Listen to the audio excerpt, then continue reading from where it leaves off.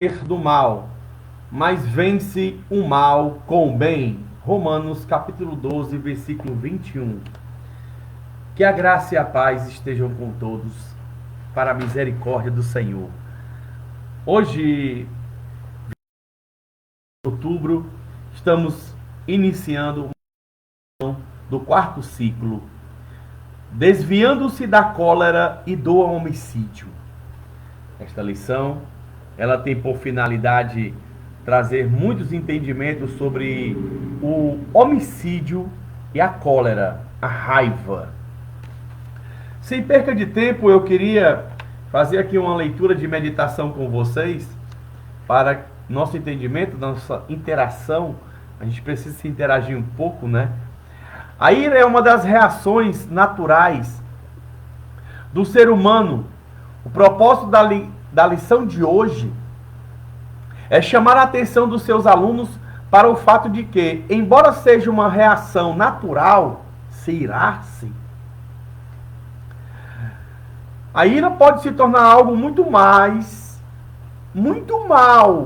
e muito mais maléfico, né? E imensamente destrutivo. Quando ela ultrapassa os limites estabelecidos por Jesus no Sermão da Montanha, deixa claro que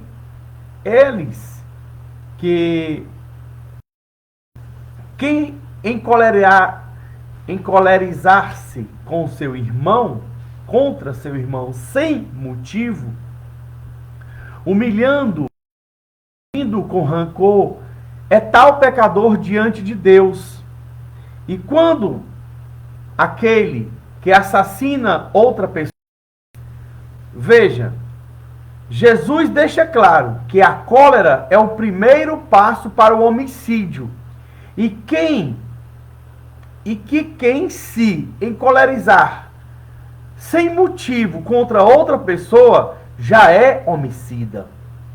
Em seu coração, mesmo que não chegue às vias de fato, em relação ao seu desafeto. Então essa lição, ela traz uma oportunidade de explorar várias situações hipotéticas do dia a dia, né? Nós temos aqui os ensinos de Jesus que ele aplicaria diariamente. Explorar essas situações, né, será como um ensino de Jesus ministrando na lição de hoje. Entendeu? Claro que ainda se torne claro que vivo penitente para as suas vidas. Não perca essa oportunidade e aproveite, e boa aula. Nosso texto bíblico de base hoje se encontra em Mateus capítulo 5, versículo do 21 ao 26. 30 segundinhos para você achar aí na sua Bíblia. Mateus capítulo 5, versículo 21 ao 26. Que diz assim: ouviste o que foi dito aos antigos: não matarás, mas qualquer que matar será réu de juízo. Eu, porém, vos digo que qualquer que sem motivo se encolerizar contra seu irmão será réu de juízo. E qualquer que chamar o seu irmão de raca será réu de sinédrio. E qualquer que lhe chamar de louco será réu do fogo do inferno. Portanto, se trouxeres a tua oferta ao altar, e aí te lembrares que teu irmão tem algo contra ti, alguma coisa contra ti, deixa ali diante do altar a tua oferta, e vai reconciliar-te primeiro com teu irmão, e depois vem e apresenta a tua oferta. Concilia-te depressa com teu adversário, enquanto estás no caminho com ele, para que não aconteça que o adversário te entregue ao juiz, e o juiz te entregue ao oficial, e te encaminhe na prisão. Em verdade te digo, de maneira nenhuma sairás dali enquanto não pagares o último centil. Olha isso comigo. Senhor Jesus, muito obrigado por todas as oportunidades que Tu nos tem dado. Senhor, cada dia precisamos aprender a Tua palavra, ter conhecimento das Escrituras para aprender a andar nos dias de hoje, tanto diante da nossa família, como diante das pessoas que estão do lado de fora, como todas as pessoas que nos rodeiam no nosso trabalho, na escola. Senhor, se Tu conosco, nos abençoa, dá-nos o espírito de mansidão e mais humildade, para que possamos compreender a fragilidade um dos outros e não se encolerizar por qualquer motivo. Amém? A nossa lição de hoje, ela tem alguns objetivos, né? Esses objetivos quer deixar claro aos alunos o caráter não antinomista do Evangelho. Nós vamos explicar isso na lição, o que significa antinomista. Nós queremos também chamar a atenção para o fato de que a ira pode se tornar algo destrutivo em nossas vidas.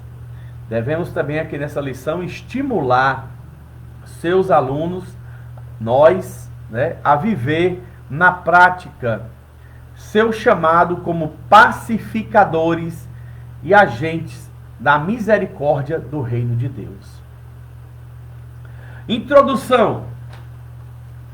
Na lição passada, vimos como Jesus alterou os seus discípulos, alertou os seus discípulos para a necessidade de justiça deles exceder as dos escribas e fariseus. Agora, nos versículos seguintes, a essa alerta, mais especificamente os versículos 21 a 48, do capítulo 5 de Mateus, Jesus reforça a sua orientação citando exemplos concretos do dia a dia.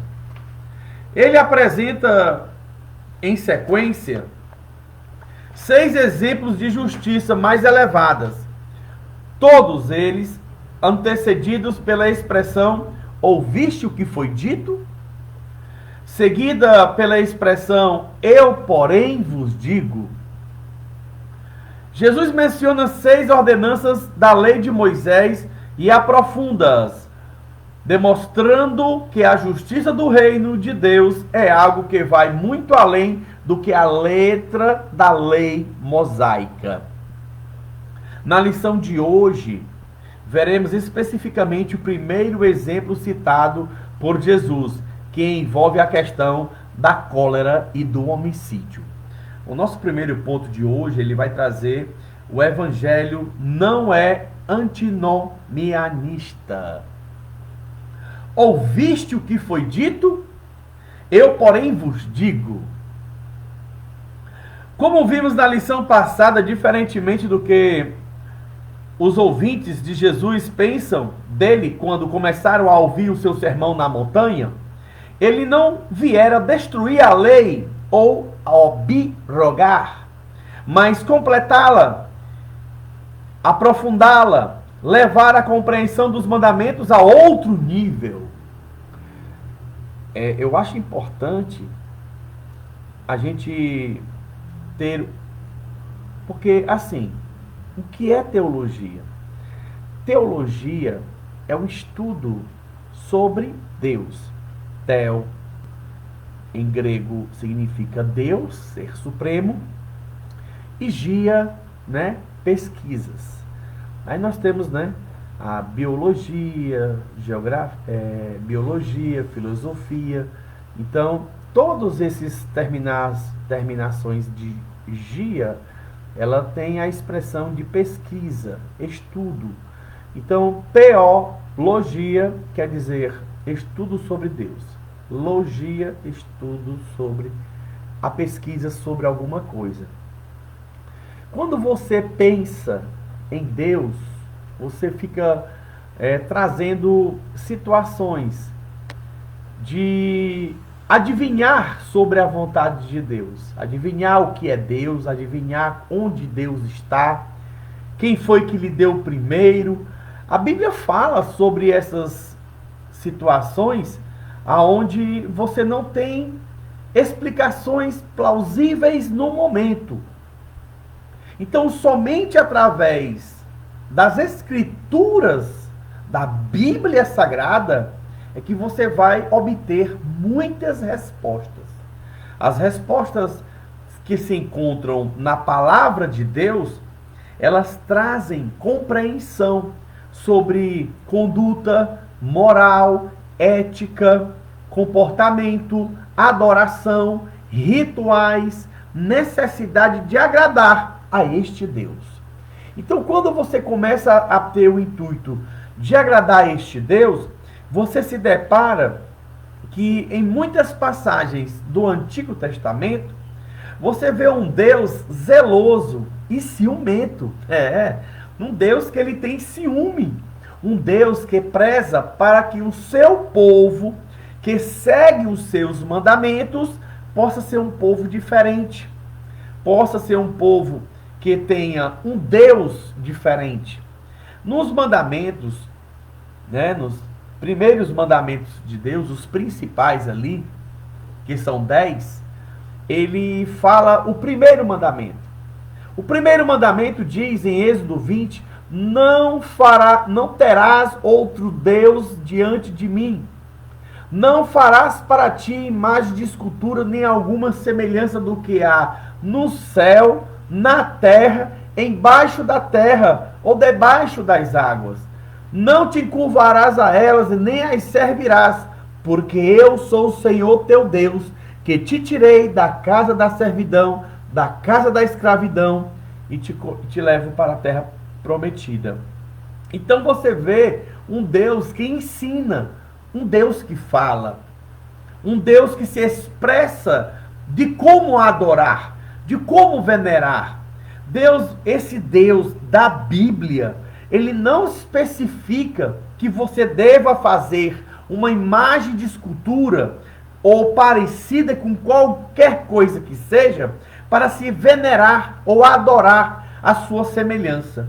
De outro modo, você vê um Deus que se preocupa em falar com o seu povo, em ensinar o caminho certo, em não fazer mal ao próximo, em não se irritar por qualquer motivo. Esses ensinamentos, eles trazem os mandamentos, aonde você vê os 5 primeiros mandamentos, eles trazem 5 relações de nós para com Deus. E os outros 5 mandamentos é de relação de nós para com as pessoas. Veja, não adulterarás, não cobiçarás nada do teu próximo, né?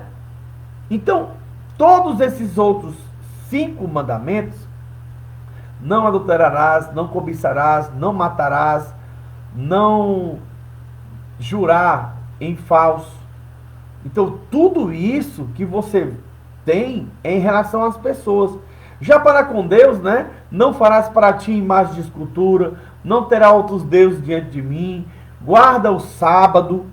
Então ele já mostra competências das pessoas de como servir ao Senhor, de como agradar ao Senhor. Aí eu tenho que falar aqui o exemplo de Elias, quando ele estava desafiando os 400 profetas de Baal, aonde ele debochava dos sacerdotes lá, dos profetas de Baal, e eles começaram de manhã até a tarde, e Elias dizia, olha, grita mais alto, talvez ele esteja dormindo, ou quem saiba, ele deu uma saidinha e vocês estão aí gritando à toa. Ele debochava. Porque na hora que Elias foi fazer a oração, porque a história conta que aquele Deus que respondesse com fogo, esse era que é Deus. E eles clamaram a Baal de manhã até a tarde, e nada acontecia. Eles se flagelavam, se cortavam, ficaram cansados de tanto gritar, e nada acontecia. Mas na hora que Elias começou a clamar e disse, eu sou homem de Deus, mostra para este povo que tu és o Deus vivo de Israel. Antes de ele terminar a frase, desceu fogo do céu e queimou todo aquele altar que estava o sacrifício. Então, você vê sempre um Deus vivo. Jesus também afirma e diz que nós não devemos temer quem mata o corpo e não pode matar a alma.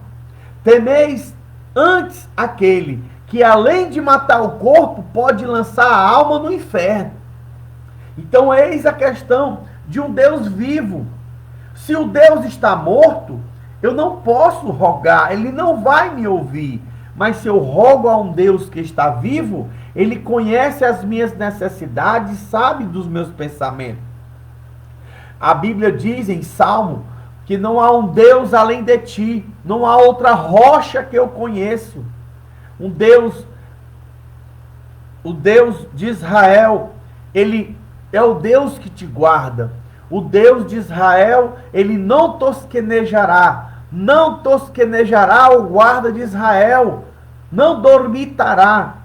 Tosquenejar, talvez que você não saiba dessa expressão, tosquenejar é dar aquelas, cochilada rápida, como um motorista que está dirigindo e ele está pegado ali por muito cansaço e sono, e ele dá aquela fechada de olho no volante do carro. Aquilo é tosquenejar, muitas vezes, porque cochilar é uma coisa, tosquenejar é justamente dar aquela apagada rápida. Você fecha e se espanta porque você está querendo dormir de cansado. Então diz a palavra do Senhor que o nosso Deus, ele não tosqueneja. Ele não dormitará o guarda de Israel. Isso quer dizer que ele está sempre atento às suas dificuldades, compreende a sua vida, o que você faz, os seus caminhos. O Senhor te conhece muito bem. Vamos continuar. Em nenhum momento, ao citar esses 6 exemplos concretos da justiça mais elevada, Jesus anula as ordenanças morais da lei, mas, ao contrário, aumenta as exigências relacionadas a essas ordenanças, ou melhor, aprofunda essas exigências, pois as leva diretamente ao coração da pessoa, como em seguida. A expressão "eu porém vos digo" nunca traz na sequência uma exigência que anula a exigência explícita da ordenança apresentada. Antes, no "ouviste o que foi dito", o "não matarás" não é seguido por um "pode matar agora", mas sim por um "não apenas isso". Ou seja, Jesus não destrói a lei, ele acrescenta a ela algo que a expande, que a torne mais profunda. Em outras palavras, Jesus nunca foi um antinomianista. Certo? O que é antinomianismo? O que é isso? Antinomianismo. O antinomianismo é um termo cunhado pela primeira vez no século XVI, quer dizer, século XVI, ali no ano de 1500 anos a 1600 anos, século XVI. Pelo reformador protestante Martinho Lutero, para designar uma prática antiga entre algumas pessoas por meio cristão. A negação da importância dos mandamentos, quer dizer, uma pessoa antinomianismo é uma pessoa que faz a negação dos mandamentos da lei cristã, tá? Então, essa é porque é necessário que as pessoas tenham entendimento das Escrituras. não é a gente interpretar da minha cabeça do jeito que está escrito ali, não. Entendeu? A gente tem que compreender. Eu vou lhe trazer aqui uma expressão bem clara sobre o que é hermenêutica. Quando você lê um versículo que seja da palavra de Deus, como é que se aplica a hermenêutica? Olha, hermenêutica é uma palavra de cunho científico e examinatório. Né? Nós temos a hermenêutica jurídica e temos a hermenêutica bíblica, a hermenêutica teológica. Então a hermenêutica, ela não é uma interpretação da frase. A interpretação da frase, nós encontramos isso na gramática, né? Na nossa ortografia. Eu não tenho que interpretar uma frase. Quando você aplica a hermenêutica sobre um determinado versículo da Bíblia, tem alguns pontos importantes de regras que você tem que analisar. Primeiro, em que época aquela frase foi conversada, aquela história foi falada? Qual era o costume? Quem eram as pessoas? A quem se dirigia aquela palavra? Que religião estava no contexto? Qual é o local, a geografia do ambiente? Quem eram os personagens? Qual a época da história? Esses pontos que eu já falei aqui, já dá para você ter uma noção diferente de uma interpretação da frase. Então você veja, o que é hermenêutica? Hermenêutica é o estudo sobre o tempo, a geografia, o local, a quem foi dirigido, quem era a religião, o costume. Todos esses fatores, eles devem ser trazidos para a compreensão hermenêutica do versículo. Então não basta eu pegar e dizer assim, olha, Jesus está falando aqui diretamente com tais pessoas. Quantas passagens da Bíblia, quando Jesus fala que você vai aplicar a hermenêutica, ele está falando para o mundo inteiro e não somente para aquele tipo de pessoa. Quando ele se refere, porque se eu for trazer só uma explicação do texto, Jesus, o que ele falou foi só para aquela época, para aquele povo que ele estava conversando. Quando eu trago a hermenêutica, eu vejo o sentido, o espírito da palavra, a compreensão a que ele queria chegar na explicação. Compreender o momento, né? O tempo, a geografia, os costumes, as tradições. Tem muita tradição antigamente que Jesus falava de acordo com a tradição do povo. Deixa eu me lembrar aqui de uma tradição muito comentada, que você pode se deparar quando você estiver lendo a Bíblia, que Jesus falava diretamente os banhos rituais, né? Se lavar. A mulher está impura. Se você lê isso sem compreender uma tradição da época, banhos rituais era justamente as purificações. Quando a pessoa praticava, antes de você ir para o templo, você deveria tomar um banho, né? Tinha o tanque de Siloé, as pessoas se banhavam ali para poder se purificarem. Impuro. O que era uma pessoa impura?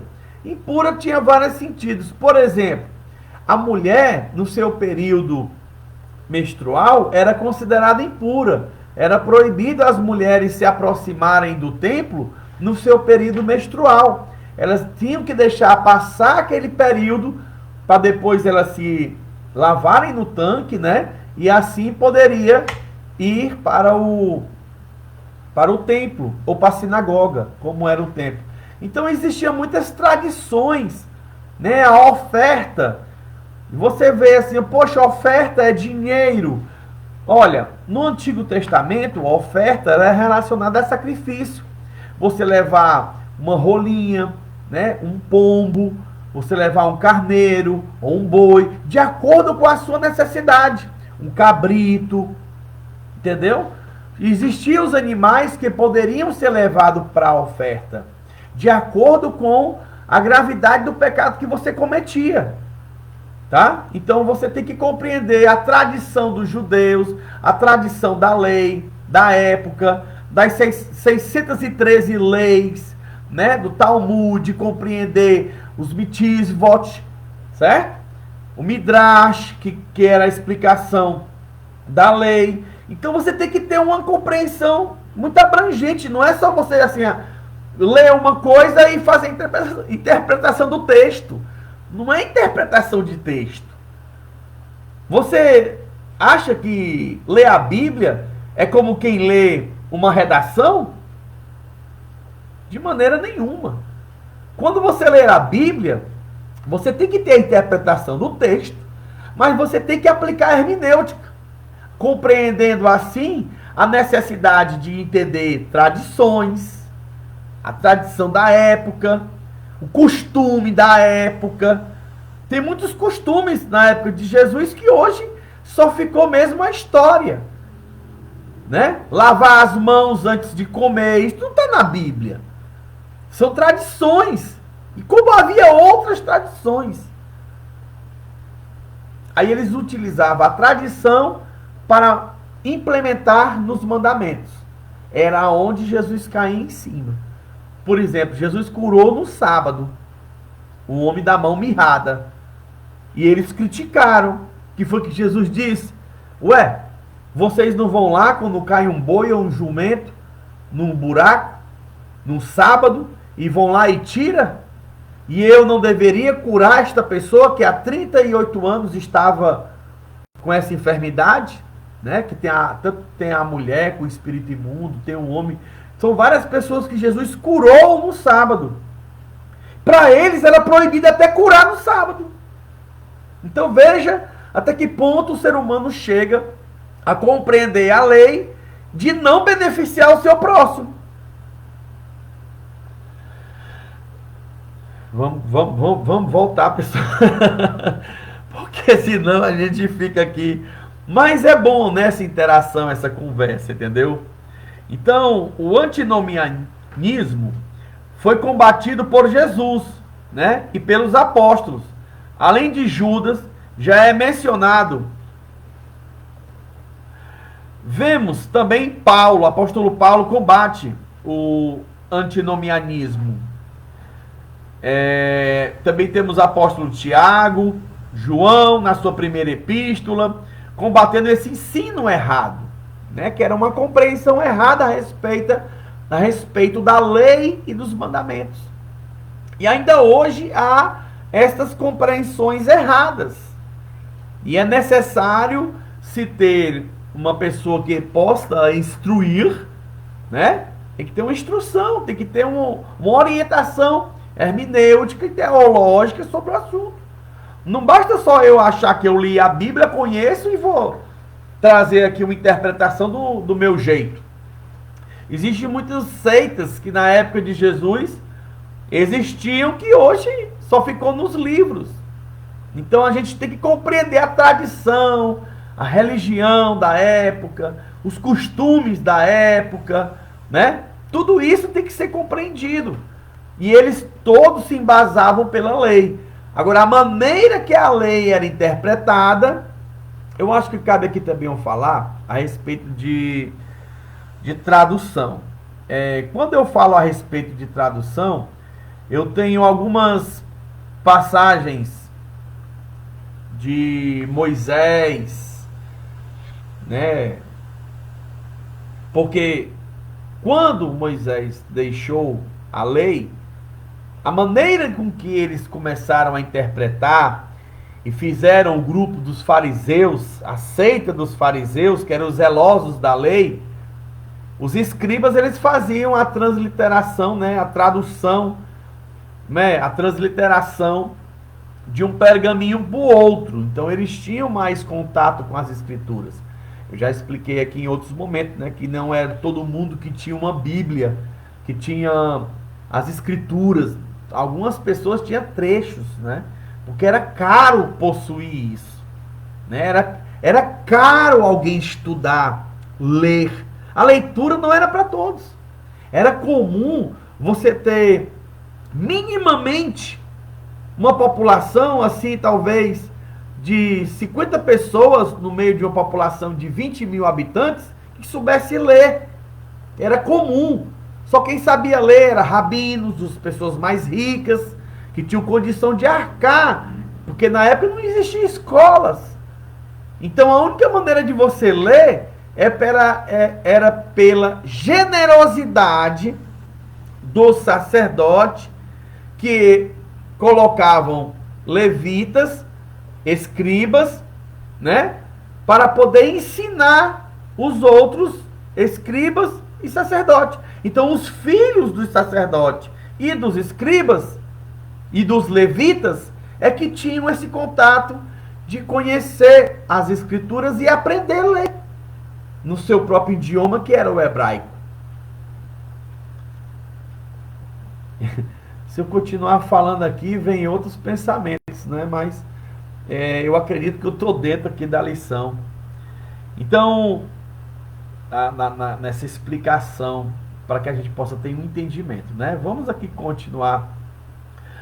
O antinomianismo hoje, infelizmente, a influência da mentalidade pós-moderna tem levado alguns ditos cristãos a confundirem obediência aos mandamentos divinos com legalismo e graça, com ausência de normas e conduta. Trata-se de uma torção absoluta de significados.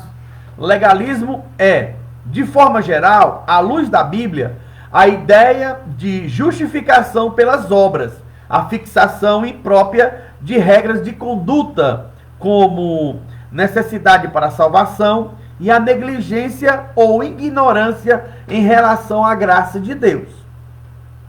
Veja bem, porém, para alguns cristãos pós-modernos, legalismo não é isso. Legalismo, imaginam, é qualquer tipo de exortação concernente à conduta moral. Por isso, para essas pessoas, é proibido proibir. Porém, o Novo Testamento está repleto de passagens que condenam contundentemente uma série de comportamentos.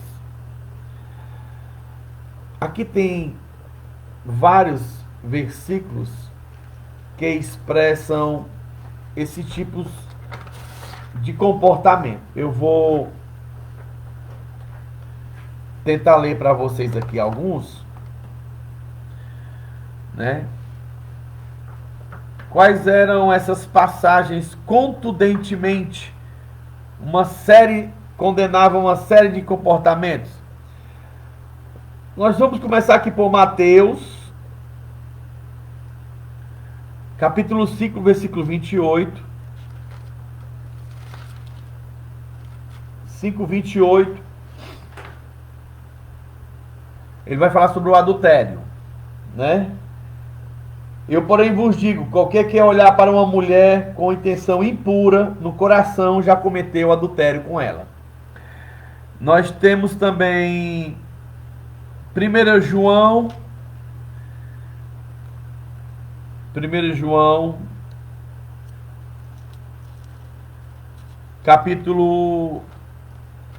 capítulo 2, versículo 15 ao 17. Essa passagem aqui é bem conhecida. Não ameis o mundo, nem o que no mundo há. Se alguém ama o mundo, o amor do Pai não está nele. Pois tudo que tem no mundo, a concupiscência dos olhos, a concupiscência da carne e a soberba da vida, não é do Pai, e sim do mundo. E o mundo passa, e a sua concupiscência também. Mas aquele que faz a vontade de Deus permanece para sempre. Temos também 2 Timóteo, né? Esses livros trazem muitas reflexões sobre o que se deve ou não proibir. E as maiores proibições, elas estão relacionadas ao tratamento de você para com Deus e para com os outros. Para com os outros, quando você prejudica as pessoas. Para com você, quando você se prejudica, se afastando de Deus. 2 Timóteo 2:22. Foge também dos desejos da mocidade e segue a justiça, a fé, o amor, a paz com os que com o coração puro invocam o Senhor. Foge dos desejos da mocidade. Tito, logo depois de Timóteo, tem o livro de Tito, capítulo 2, versículo 12, que diz, dizendo, anunciarei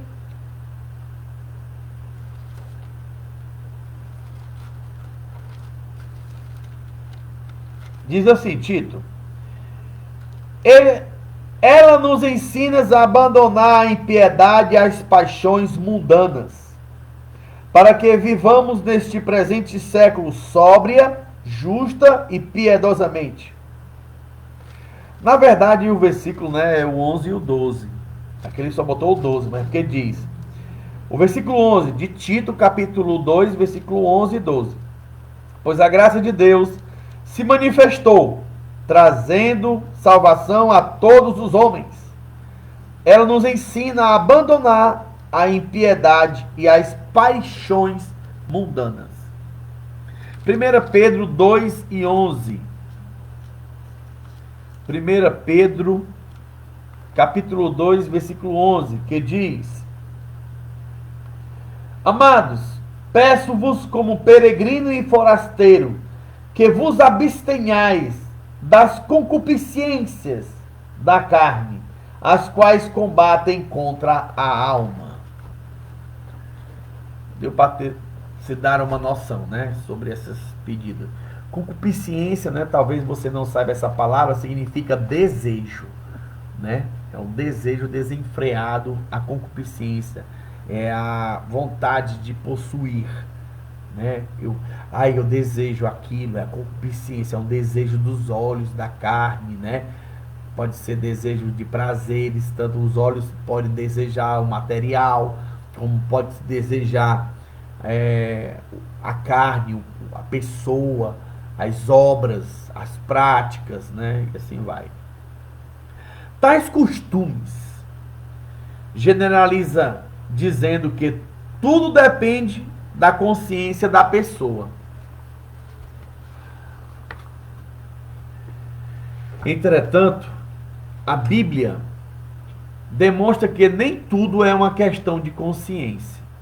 Quer dizer, existem a palavra de Deus em Gálatas, capítulo 5, versículo 19 em diante, ele fala que a carne cobiça contra o espírito e o espírito contra a carne.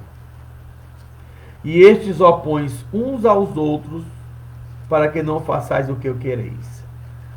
Eu vou ler aqui para vocês Gálatas, para que você possa ter uma melhor compreensão sobre esta passagem bíblica, 19 ao 25 de Gálatas, né? Capítulo 5.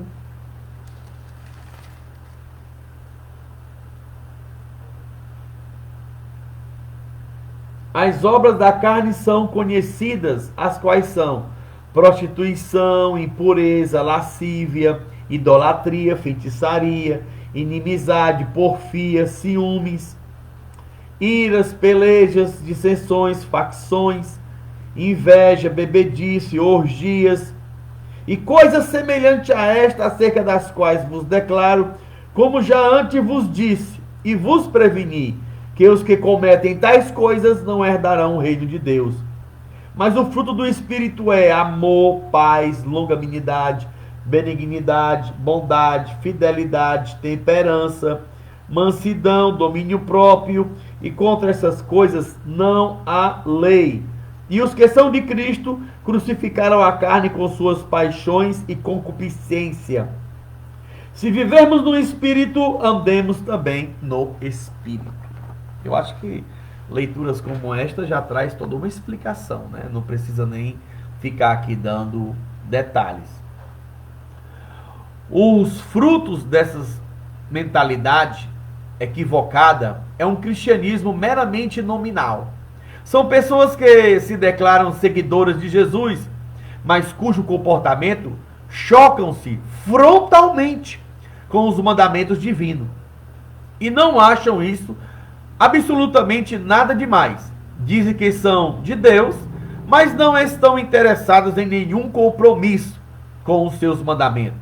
A sua visão de Deus dá-se apenas em termos utilitaristas ou na forma de muletas psicológicas. No primeiro caso, o Deus utilitarista é quando se busca de Deus somente bênçãos materiais e físicas.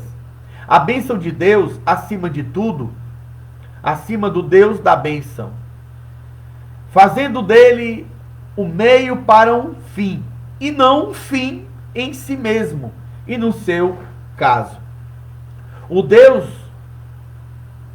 do Deus como muleta psicológica é quando tratam Deus apenas como um ser, preocupado em estimular o ego dos seus filhos, como de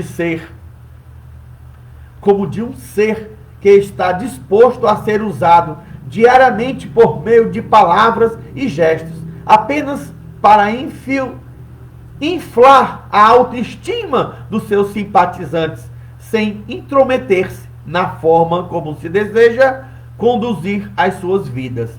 Enfim, acham que o Evangelho é sinônimo de autoajuda e nada mais. Não nos iludamos. Para ser verdadeiramente cristão, seguidor de Cristo, o Filho de Deus, não basta a pessoa ter apenas uma confissão de fé em Jesus. Mesmo que a pessoa tenha uma confissão de fé integralmente ortodoxa, isso não basta para ser considerada uma cristã verdadeira. Conforme o apóstolo João, as evidências da verdadeira fé cristã são crer em Jesus como o Filho de Deus, isto é, na deidade de Jesus, e crer nele como o Cristo, quer dizer, o Messias. O Messias prometido. Por aquele que não aceita Jesus como Filho de Deus, não tem a vida. Vivendo segundo os mandamentos divinos, amar o seu irmão e praticar esse amor. Não viver na prática do pecado. Mas buscar sempre a viver uma vida de santidade. E não amar o mundo, nem seu estilo de vida. Essa forma de mundanismo, de amar o mundo, hoje, o desejo dos olhos se tornaram mais próximos, né?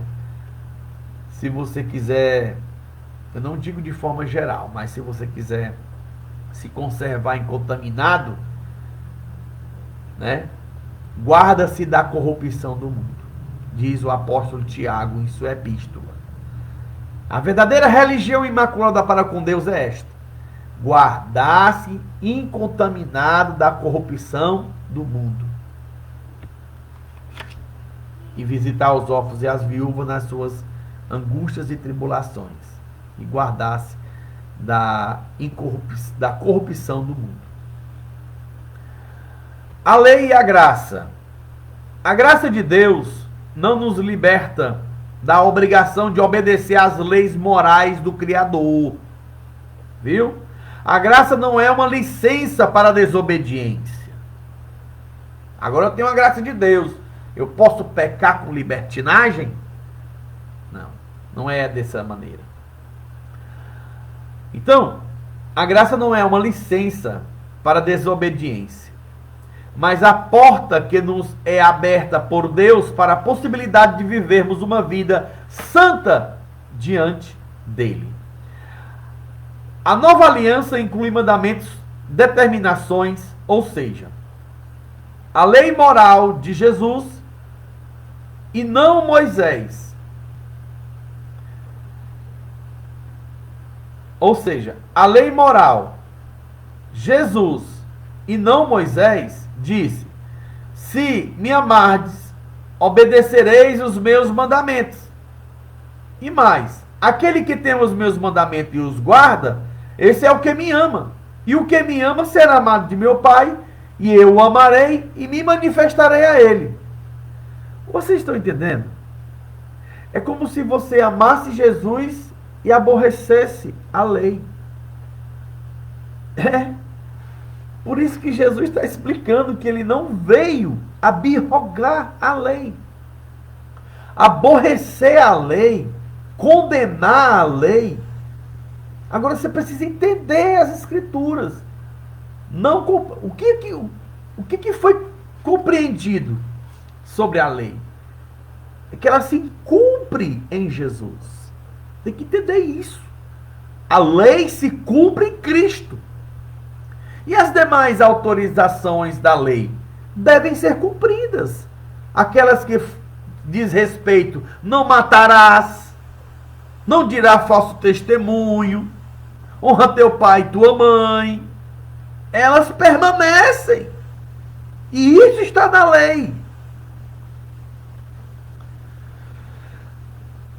Se me amardes, obedecerei os meus mandamentos. E aquele que tem os meus mandamentos e os guarda, esse é o que me ama, e o que me ama será amado de meu Pai, e me manifestarei, eu o amarei e me manifestarei a ele. Isso está escrito em Evangelho de João, capítulo 14, versículo 21. No Sermão da Montanha, Jesus adverte-nos diretamente contra essa ideia de que ele estaria defendendo o antinomianismo. Cristo, como já vimos, fez questão de esclarecer que não negligenciava nem tinha o intento de destruir a lei. Posteriormente, ao cumpri-la toda, o que então foi abolido da lei por meio de Cristo. O que foi abolido? Quando Jesus cumpriu a lei, foram abolidas as leis cerimoniais, que apontam para o sacrifício de Cristo, e as leis regimentares. A lei moral, ou seja, as do pacto moral da lei, permanecem no Novo Testamento. Vamos lá. O que é a maldição da lei, né?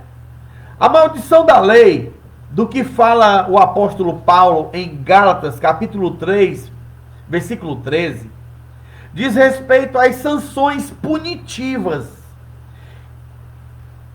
a que estamos sujeitos por não podermos cumprir toda a lei. Ao cumprir as exigências da lei para nós, Cristo removeu a maldição da lei para longe de nós, e não a lei. Isto é, os mandamentos morais de Deus para a nossa vida. A graça de Deus não é chancela para a anarquia. Os mandamentos de Deus devem ser vividos, mas não mais como um peso. Não somos salvos por obediência aos mandamentos divinos, mas somos salvos para vivermos segundo os mandamentos divinos. Não somos salvos para viver licenciosamente, mas para viver uma nova vida em Cristo. Quer que eu repita? Gostou? Foi? Ó.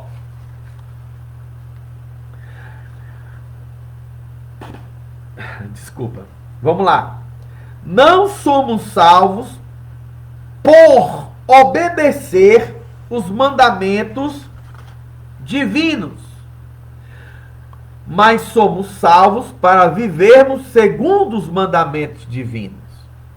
Não somos salvos para viver licenciosamente, mas para viver uma nova vida em Cristo. Cólera, o passo para o homicídio. Não matarás. O sexto mandamento. O sexto mandamento do Decálogo, os 10 mandamentos, Êxodo capítulo 20, versículo 13. Não matarás. Mencionado nessa passagem por Jesus significa não assassinarás.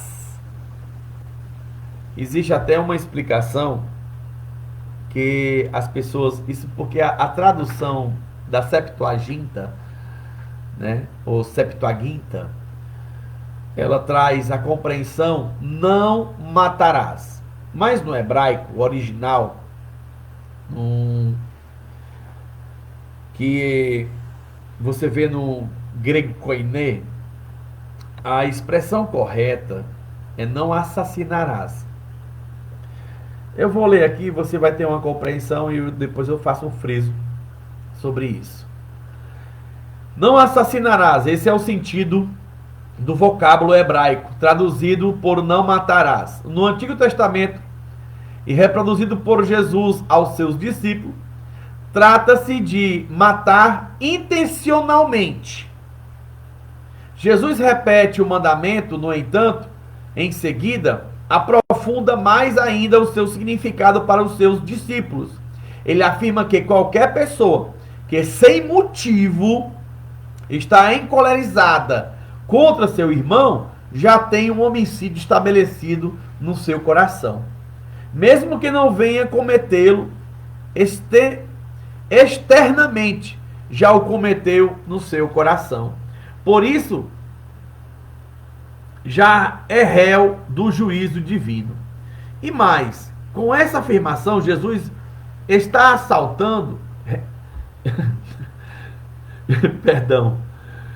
E mais, com essa afirmação, Jesus está ressaltando também o fato de que a cólera é o passo para o homicídio. De maneira que evitar a cólera nos levará a evitar o cometimento do homicídio. Sem motivo. Jesus não é contra irar-se diante de uma injustiça cometida. Ele não condena a indignação santa. O que Jesus está combatendo é a ira sem motivo ou sem moderação. O termo traduzido aqui por sem motivo é a palavra grega eike. Eike, que significa literalmente sem causa, sem nenhum bom efeito ou sem moderação. Eis aqui, portanto, no próprio sentido desse vocábulo, 3 critérios para essa palavra serem avaliada sobre a nossa ira, e é citada se é lícita ou não. Em primeiro lugar, devemos nos perguntar: ela é baseada em uma causa coerente? A ira? Ela é baseada em uma causa coerente? Em segundo lugar, ela terá um bom efeito? A ira? Em terceiro lugar, ela se manifesta com moderação ou é uma ira desgovernada? Então, assim, para a compreensão da pessoa ao se irar, né? Não que você não possa se irar. A Bíblia fala em Efésios: filhinhos, irai-vos e não pequeis. Quer dizer, você até pode se indignar, né, por uma situação que uma injustiça cometida, a pessoa se ira, né? Mas não pequeis. O pecado é a execução da ira, né? A pessoa que não sabe se controlar e ela parte para a agressão de várias formas. Então, eis a questão do irai-vos e não pequeis. Agora vamos para essa expressão raca, louco. A expressão raca e louco, que aparecem no versículo 22, estavam entre as mais odiosas expressões usadas nos dias de Jesus para referir-se a alguém, sendo que a segunda expressão, louco, era considerada pior ainda, Conforme o contexto religioso judaico daquela época, raca era um insulto de zombaria e desdém, cujo significado era indigno. Tal insulto, dependendo do caso, era passível de julgamento pelo sinédrio nos tempos de Jesus.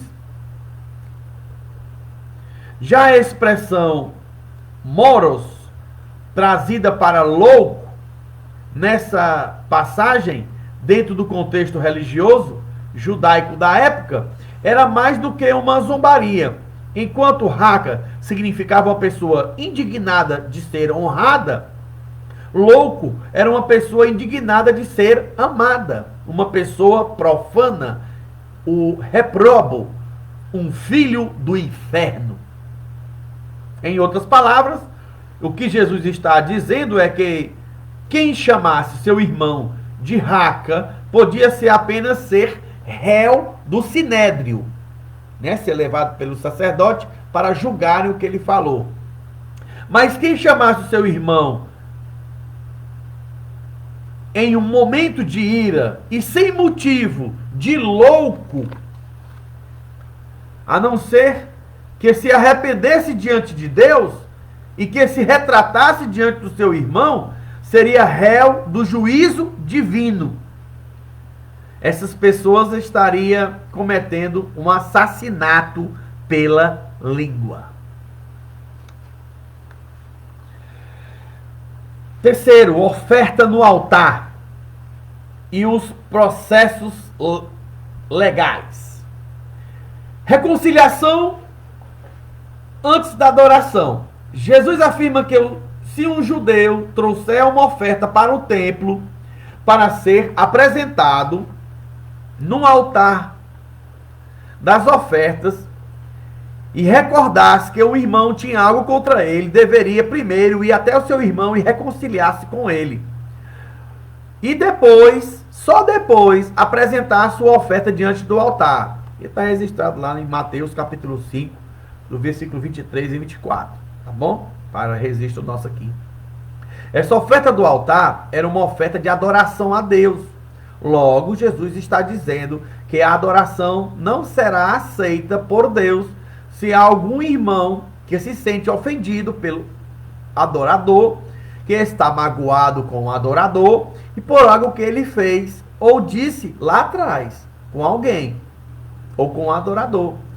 Porque o problema entre eles ainda não foi resolvido.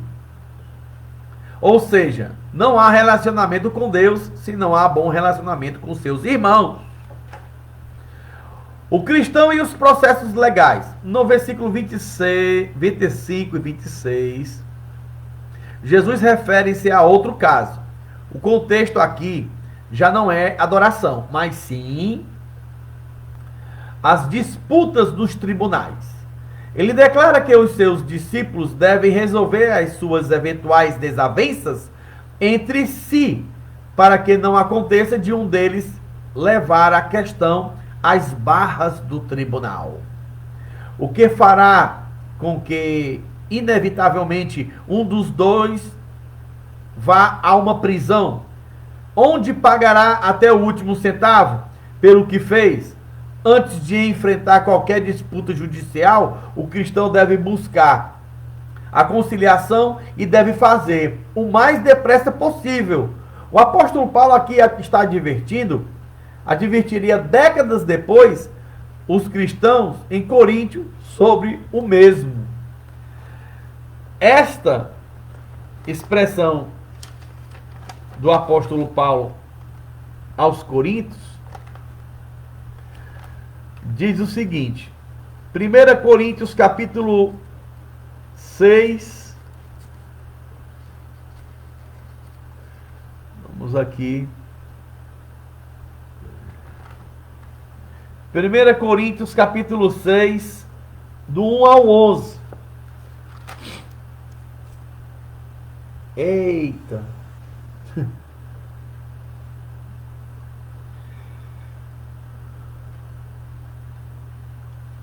Ousa algum irmão, eu vou ler aqui algumas partes importantes. Litígio entre os irmãos. Ousa algum de vós, tendo algum negócio contra o outro irmão, a juízo, perante os injustos, e não perante os santos? Não sabeis que os santos hão de julgar o mundo? Ora, se o mundo deve ser julgado por vós, sois indignos de julgar as mínimas coisas? Não sabeis que havemos de julgar os anjos? O apóstolo Paulo está falando aqui sobre o julgamento dessas mínimas coisas que devem ser resolvidas primeiramente entre os responsáveis legais da igreja, né? Os homens que estão à frente.